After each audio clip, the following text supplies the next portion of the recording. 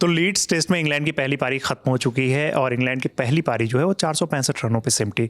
और ये जो टीम है ये 465 रन जो बना ली है वो कोई कम स्कोर नहीं है, क्योंकि भारत की लीड सिर्फ 6 रनों की रह गई है और ये कहीं ना कहीं टीम इंडिया के लिए दिक्कत की बात है। इंग्लैंड इतने रन तक कैसे पहुंची, इसमें बैटर्स ने तो जो उनकी अच्छी पारी खेली, ओली पोप की सेंचुरी थी और उसके बाद फिर हैरी ब्रूक 99 रन बना के वो आउट हुए और बाकी पुछल्ले बल्लेबाजों ने ठीक ठाक प्रदर्शन किया। लेकिन इसमें योगदान दिया हमारे फील्डर्स ने इतने सारे कैचेज छोड़े हैं जितने बहुत कम मुझे याद है। कहीं ना कहीं कुछ रिकॉर्ड्स नज़र आ रहे हैं जिसमें कि ये पिछले 5-7 सालों में एक इनिंग में सबसे ज़्यादा ड्रॉप किए गए कैचेज हैं। तो इस पर बात करने के लिए हमारे साथी सुकांत है। सुकांत, जिस तरीके की इंडियन टीम की फील्डिंग रही है, जितनी औसत फील्डिंग रही है, क्या आपको लगता है कि ये बहुत ही भारी पड़ने वाला है हम लोगों पे इस मैच के दौरान? जब बात हो रही थी ना कि रोहित शर्मा और विराट कोहली की कमी महसूस नहीं हुई, अब यहाँ हुई, क्योंकि स्लिप के 2 बेहतरीन फील्डर जो हमेशा आपको स्लिप में मिलते थे, जो कैचेस पकड़ते थे, वो और यशस्वी जायसवाल का तो मुझे समझ नहीं आ रहा है कि ये मैच रहा है उनके लिए। मतलब एक सेंचुरी मारने के बाद उन्होंने जितनी गलतियाँ करनी थी सब कर डाली है। एक कैच कोई छोड़ता है, 2-3 कैचेस एक मैच में, वो भी एक इनिंग में। मतलब बहुत निराशाजनक रहा है ये। सुबह आज हमने देखा भी था, रवि, हम लोग चर्चा भी कर रहे थे कि वो आज प्रैक्टिस कर रहे हैं कैच पकड़ने की, क्योंकि कल एक कैच ड्रॉप हो गया था, आज 2 ड्रॉप कर दिए। मतलब वो बहुत ज़्यादा ही मुझे लग रहा है डिसअपॉइंटिंग रहता है, क्योंकि और ये बॉलर्स के लिए भी काफ़ी डिसअपॉइंटिंग होता है। आपने बहुत सही बात बोली। बुमराह की अगर आप बात करें तो बुमराह के मतलब 5 विकेट उन्होंने लिए हैं, अंत में उनको करना पड़ा, भाई मुझे अगर विकेट चाहिए तो मुझे लगता है कि बोल्ड मारने पड़ेंगे, क्योंकि ये कैच नहीं पकड़ रहे हैं। और आप सोचो, रविंद्र जडेजा को आपने कब कैच छोड़ते देखा था इस तरह से? मतलब स्लिप में या गली में जो भी आप बुमराह मौका बना सकते हैं वो मौका बना रहे हैं, आप उन मौक़ों को गंवा रहे हो।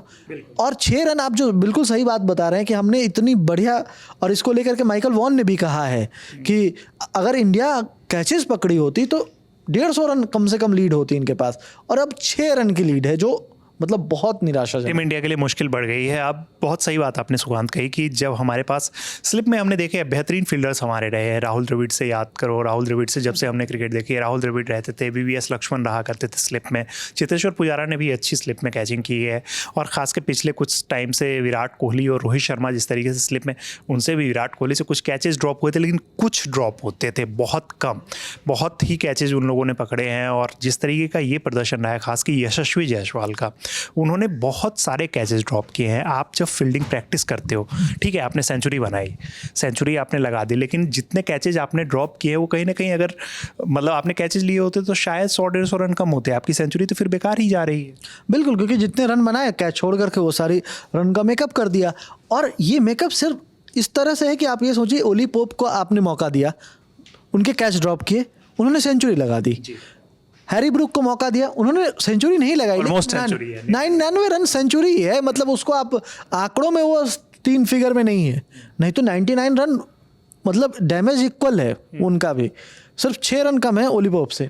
तो ऐसे जब आप जो क्रूशियल प्लेयर्स हैं उनके कैचेस ड्रॉप करोगे तो मैच में आपके चांसेस वैसे भी घट जाते हैं। बिल्कुल, और उसका मनोबल पे भी असर पड़ता है। अब आप देखिए सेकंड इनिंग में क्या होगा, वो तो देखने लायक होगा, लेकिन जो फर्स्ट इनिंग की बात है वहाँ पे जो है ना, हमने बहुत बड़ा एक मौका था हमारे पास अच्छा लीड गेन करने का, वो हमने पूरी तरह से गंवा दिया। बिल्कुल, जिस तरीके से ये एक मौका होता है और आप 471 रन जब आप स्कोर बोर्ड पे लगाते हो, इंग्लैंड की कंडीशन में ये एक अच्छा स्कोर माना जाता है। उसके बाद आपके बॉलर्स, खास के सारे बॉलर्स तो अच्छा नहीं कर रहे थे, लेकिन जसप्रीत बुमराह चांसेस बना रहे थे, और उसके बाद आपने कई सारे कैचेस ड्रॉप किए हैं, 5-6 कैचेस एक इनिंग में ड्रॉप कर देना, और वो भी कैच ड्रॉप ऐसे जो आपके हाथ में आके गिरे हैं। वो मुश्किल कैचों की बात नहीं कर रहे हैं, क्योंकि आपको 50-50 चांसेस भी कन्वर्ट करने होते हैं, ये सब 100% चांसेस थे।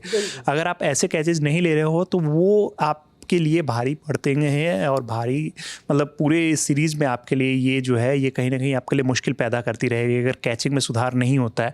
क्योंकि अगर सुकांत, जिस तरीके की आपने माइकल वॉन की बात की, और माइकल वॉन ने सही बात कही है कि अगर इंडियन टीम की फील्डिंग अच्छी होती तो 150 रनों की कम से कम लीड होती, और 150 रनों का लीड एक साइकोलॉजिकल प्रेशर होता। और क्या, आप उसमें जितने भी रन जोड़ोगे एक्स्ट्रा, वो क्योंकि अभी ये मैच 5 दिन तक जा रहा है, ये साफ तौर पे दिख रहा है, लेकिन अब आपको क्योंकि आपके पास बैटिंग करने के लिए 2 दिन हैं पूरे, और अगर आप ऑल आउट होते हो उसके बाद, क्योंकि अभी एक सेशन खेलना है तीसरे दिन का, फिर चौथे दिन की पूरे 3 सेशन, और फिर 5वें दिन का पूरा 3 सेशन।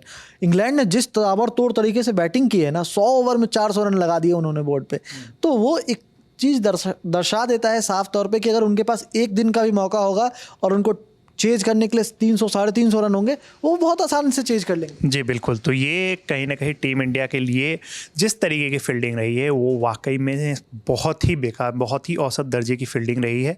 और अगर टीम इंडिया को इस सीरीज़ में बने रहना है, इस सीरीज़ को जीतना है, तो उन्हें फील्डिंग में तुरंत सुधार करना होगा।